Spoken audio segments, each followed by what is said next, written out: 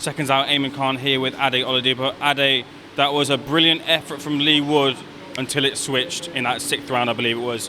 Tell me what you were seeing. Yeah, look, I had him winning sort of, I think, 3 rounds prior to the knockdown. But against Marissa, Lara, you can't switch off for 1 second.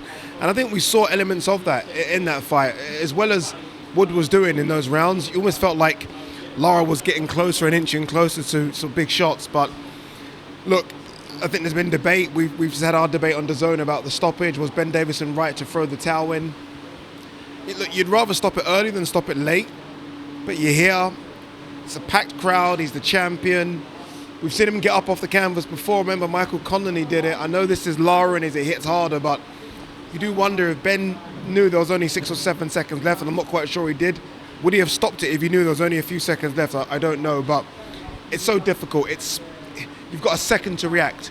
And Ben thought, you know what, I've seen enough. And look, that could be a case of sparring went hard. Maybe it could have been hurt in sparring, so maybe there's a bit more to it. But in the end, Mauricio Lara is the champion. I think the best featherweight on the planet now. There's no shame in losing to that guy. There's a rematch clause. Do they do it again? Or does maybe Josh fight Leigh? Even that's lost its luster. Before it would have been 2 world champions. You could go Ellen Road or the City Ground. Now, I don't know. I mean, does it sell out? Does it sell out a stadium? I'm not quite sure anymore. So I'm not sure. Bitterly disappointed for Leigh. Such a great kid. He's been on a really good run. Zhu Can, Michael Conlon. But Mauricio Lara shows why he's the boogeyman of the division. Elaborate on that a little bit more for me. Did you see enough in those 5-6 rounds from Leigh Wood to say if there was a rematch, he could sustain that over 12? Or would you like to see maybe the fight between the man to your left, Leigh Wood and Josh Warrington, or maybe even Josh Warrington and Mauricio Lara, the trilogy? I think if you're going to do any of those combinations, I think you do Leigh Wood, Josh Warrington. Both of them coming off defeats, right? Both of them have lost their belts. So I don't think either deserve to go straight in again. So I think those two do it. They bat it out, and then you'll see. I mean, Isaac Dogbo's fighting Robeisy Ramirez. So they wait and see what happens with that one. Because they've got a big following and a big pull, you can get any of the champions on the voluntary. Any of the champions will come over here because you know you're going to get paid. So I think we saw enough from Leigh, but ultimately the record books say he got stopped in the 7th round. I don't think that deserves a rematch. As much as I like Leigh, I don't think that it does. And I don't know how much better he can be. He was almost punch perfect. Then he got knocked out. So I'm not quite sure. He's going to have to go back and watch the tape. He's 34 now as well, Leigh. You know, so he's going to have to make. Is he tight at the weight? Does he need to go up? There's so many things that are going to go through his head right now. But I'm not sure. I want to see Mauricio Lara go on and have big fights against Robeisy Ramirez. Maybe his sparring partner Navarrete, go up and fight him. Ray Vargas just lost, maybe fight him. So I don't know. I think Mauricio Lara should go on and do other things. And maybe we see, I should say, Josh Warrington to my left here take on Leigh Wood. Away from this card, Deontay Wilder is now a free agent. Matchmake for me, Ade. Boy, I've said it already and I'm going to say it again. Chaos in Lagos. You know what I mean? I've already trademarked it. AJ versus Wilder if AJ gets past Franklin. AJ should get past Jermaine Franklin, right? That should happen. Why not AJ Wilder? There's no way AJ, and I'm the biggest AJ fanboy there is. There's no way AJ can end his career without having fought Wilder or Fury. And Wilder's openly spoke about the financial issues at PBC, and maybe him not getting the money he wants for fights right now. I think he knows he can get paid well if he fights AJ on DAZN. It's a fight we all want to see. It's a fight that easily does the stadium. Tickets will go on sale and go off immediately. So that's the fight I want to see. I know there's been talks about Wilder versus Ngannou. Give me AJ Wilder first, please.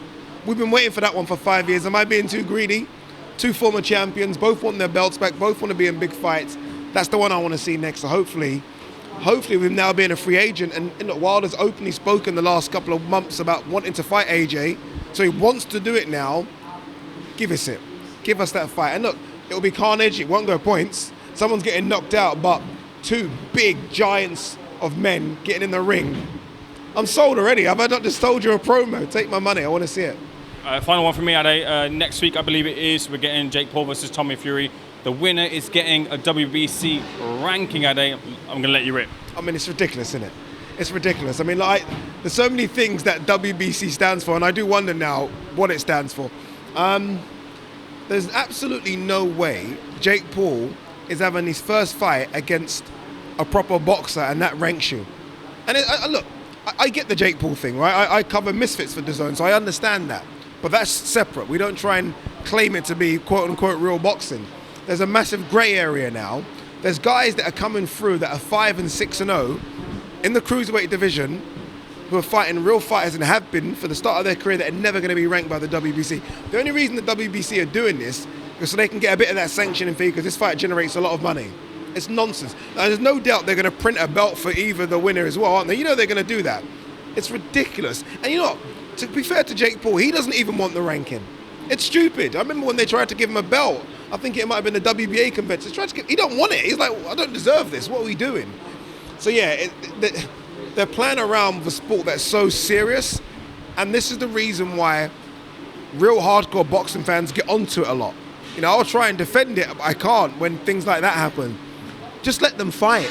They're getting paid millions. That's all they care about. Let them fight. Why did the WBC have to get involved in this one? It's stupid, honestly, it's ridiculous. So yeah, WBC, as they do quite a lot, embarrassing themselves. Mauricio Suleiman embarrassing himself. But it is what it is. It's going to happen. They're going to be ranked. Thank God there's the only shining light, I guess, is that it's a top 40 ranking. Because when it was first announced, I thought it was a top 15. And I lost it on Twitter, but it's just stupid anyway. It's just stupid, isn't it? By the way, I think Jake Paul wins that fight as well. I think Jake Paul beats him. So Tommy Fury's going to have to change his name. Because he's going to get beat, I think, by someone that was on the Disney Channel 5 years ago. It's embarrassing. But it should be a fun fight anyway. I think I'm going over for it, so it should be fun. That's boxing for you. Ade, pleasure. Thanks for speaking to Seconds Out. Much appreciated, sir.